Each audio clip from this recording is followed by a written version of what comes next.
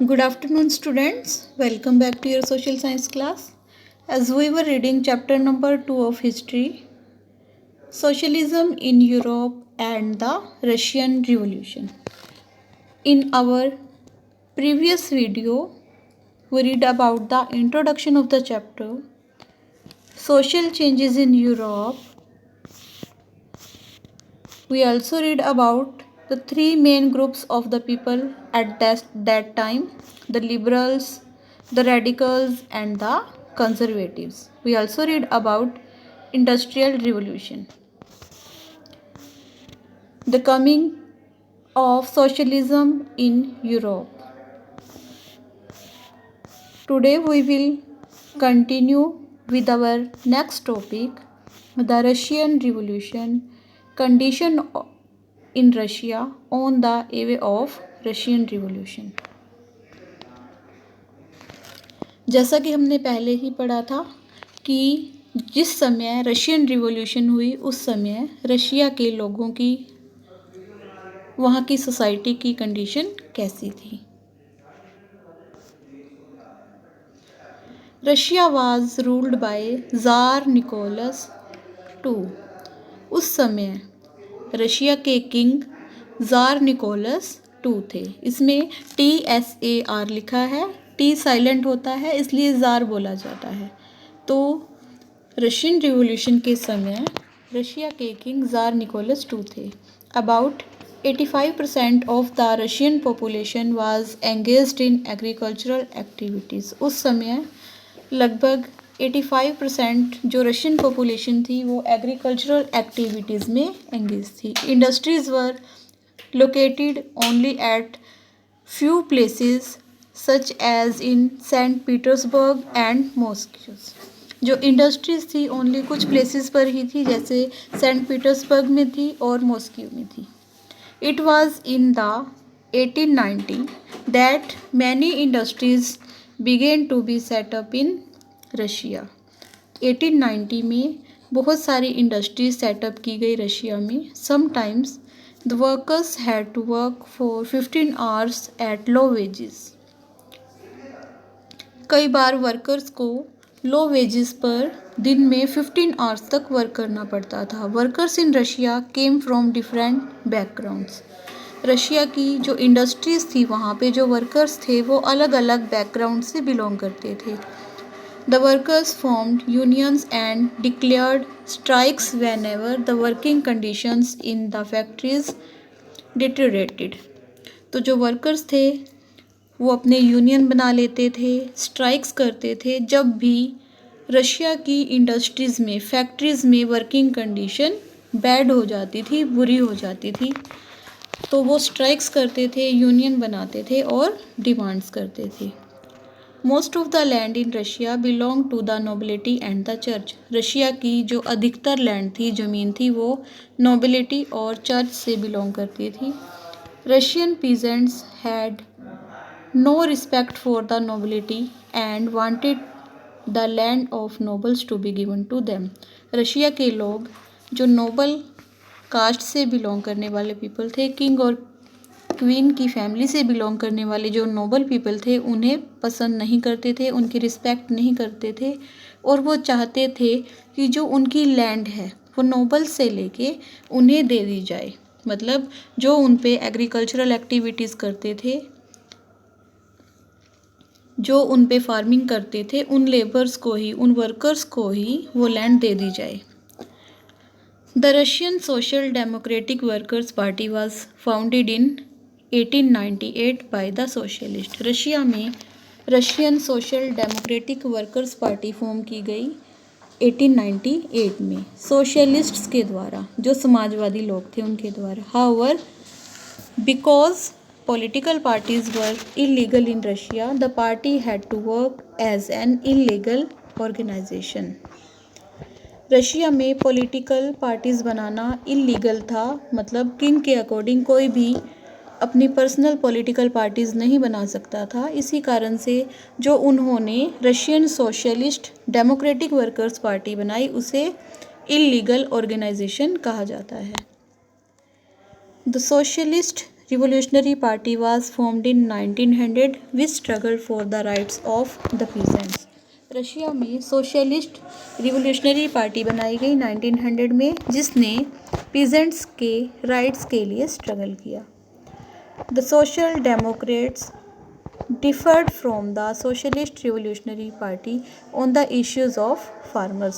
जो social Democrats थे वो सोशलिस्ट रिवोल्यूशनरी पार्टी से अलग व्यूज़ रखते थे फार्मर्स के इश्यू से related. The latter under Lenin believed that peasants cannot be part of socialist movement as some peasants were poor, some were rich and some even employed workers on their fields. बाद में Lenin थे जो उनके leader थे, उन्होंने यह realise किया कि जो वर्कर्स हैं, जो पीजेंट्स हैं, उनकी पार्टी सोशलिस्ट मूवमेंट का पार्ट नहीं हो सकती क्योंकि जो पीजेंट्स थे वो पुअर थे, कुछ पीजेंट्स रिच थे और कुछ एज अ लेबर वर्क करते थे उनके ही फील्ड्स में.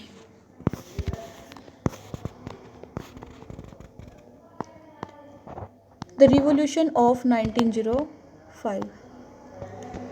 1905 में रिवोल्यूशन हुआ जिसे फेब्रुअरी रिवोल्यूशन कहा जाता है.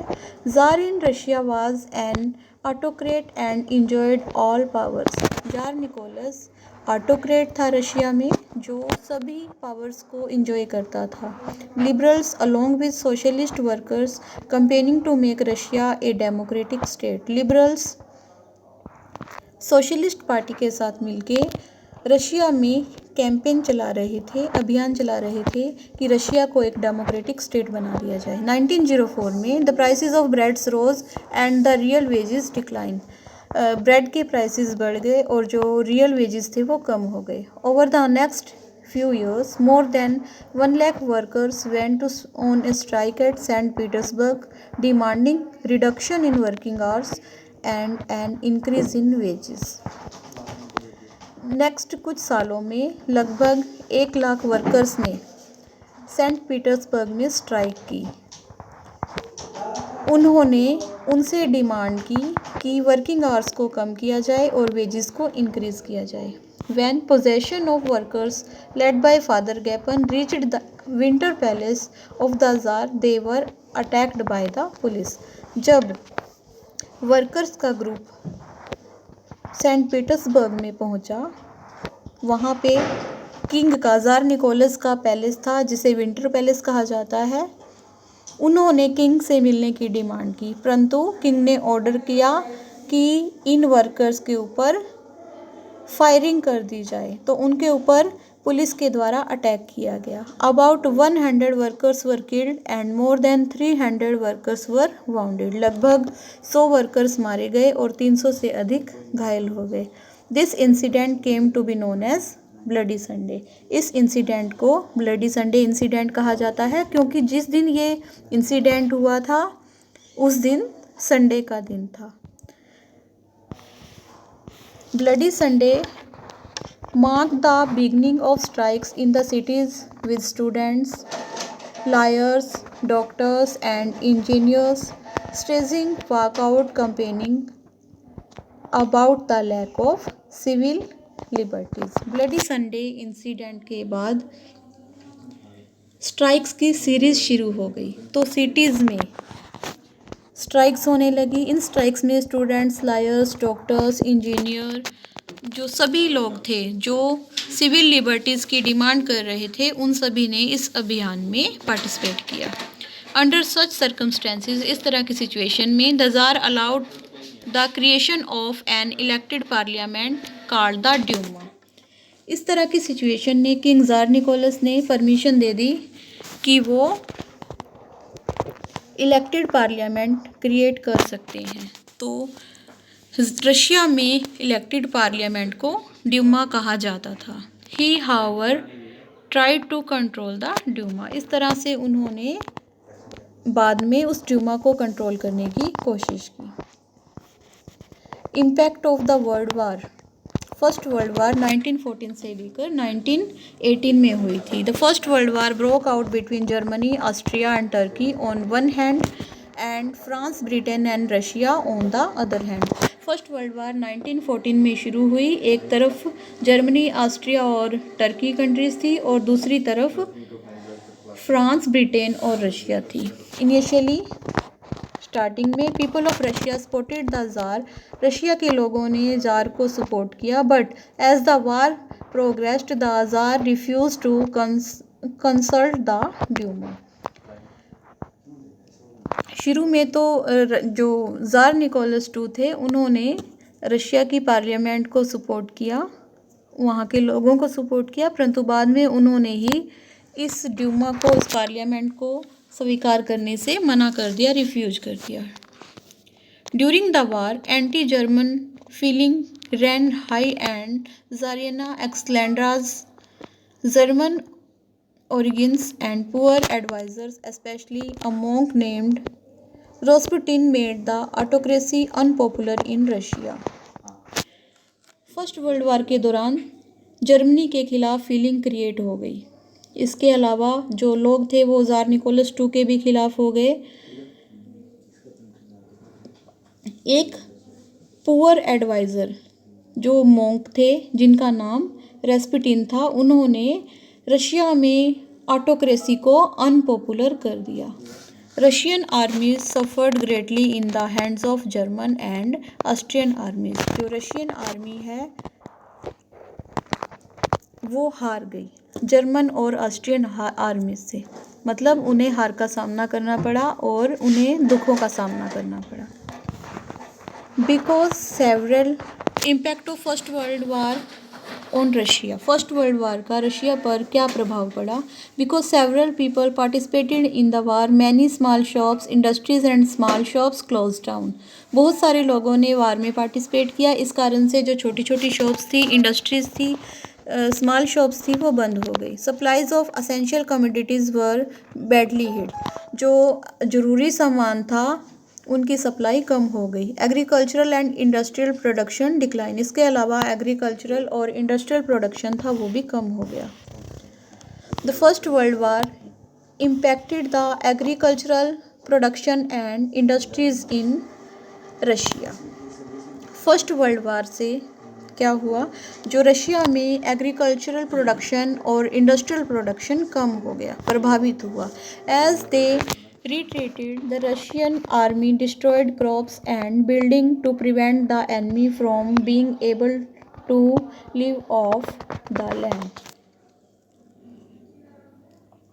जैसा कि आपको पता है, इंडियन जो आर्मी है, रशियन आर्मी है, उसने क्रॉप्स को डिस्ट्रॉय होते देखा और बिल्डिंग्स को अपनी एनिमीज से, दुश्मनों से बचाया, तो इस तरह से वो अपनी लैंड को भी खो बैठे। द डिस्ट्रक्शन ऑफ क्रॉप्स, मतलब जो रशिया के एनिमी थे उन्होंने रशिया की क्रॉप्स को और बिल्डिंग्स को डिस्ट्रॉय कर दिया था। तो इस तरह से जो रशिया के जो पीपल थे वो अपनी लैंड को, अपनी इंडस्ट्रीज़ को खो चुके थे। The destruction of crops and buildings led to over 3 million refugees in Russia.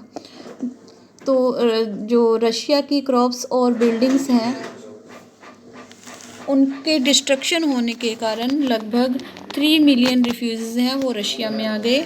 Russia's own industries were few in number, Russia की खुद की जो इंडस्ट्रीज़ थी उनकी संख्या कम थी। And the country was cut off from the other suppliers of industrial goods by German control of the Baltic C.